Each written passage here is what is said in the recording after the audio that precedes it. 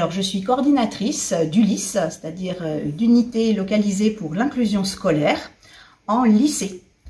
Et donc, le dispositif ULIS accueille des élèves qui sont d'abord affectés dans une classe de référence du lycée technologique, professionnel ou général, et qui, parallèlement à cela, ont une notification de la maison départementale pour les personnes handicapées, étant donné qu'ils ont des besoins particuliers en raison de leur situation de handicap.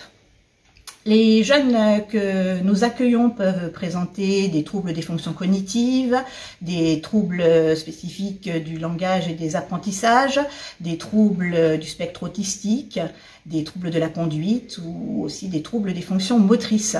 L'objectif du dispositif est de leur permettre d'accéder aux formations et aux apprentissages que nous dispensons au lycée en milieu ordinaire. Alors, ma mission est de mettre en œuvre le projet personnalisé de scolarisation des élèves. Et elle s'articule autour de 3 grands axes.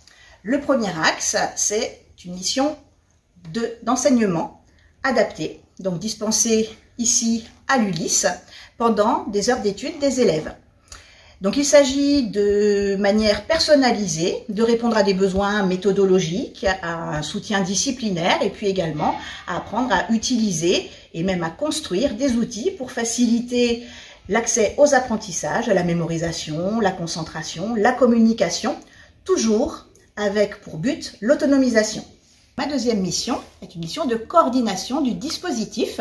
J'organise les emplois du temps des élèves avec les accompagnements par l'AESH collective du dispositif. Je collabore également avec les enseignants des équipes afin d'aménager et d'adapter les enseignements en fonction des besoins des élèves. Je gère également des relations avec les familles, l'enseignante référente et des partenaires extérieurs comme les services médico-sociaux, l'hôpital de jour ou le CESAD. Et puisque je suis en lycée, je participe également à l'élaboration du projet d'orientation des élèves et j'accompagne leur insertion sociale et professionnelle. Il n'y a pas véritablement de journée type, mais en tout cas chaque journée est consacrée d'une part à l'enseignement, donc devant élèves, conformément à mon statut d'enseignante. Il y a également des temps d'échange avec les collègues et des temps d'observation des élèves en classe ou en atelier. Et également des temps de concertation avec l'AESH collective du dispositif qui me permettra ensuite d'organiser, de réorganiser les emplois du temps des élèves et leur accompagnement.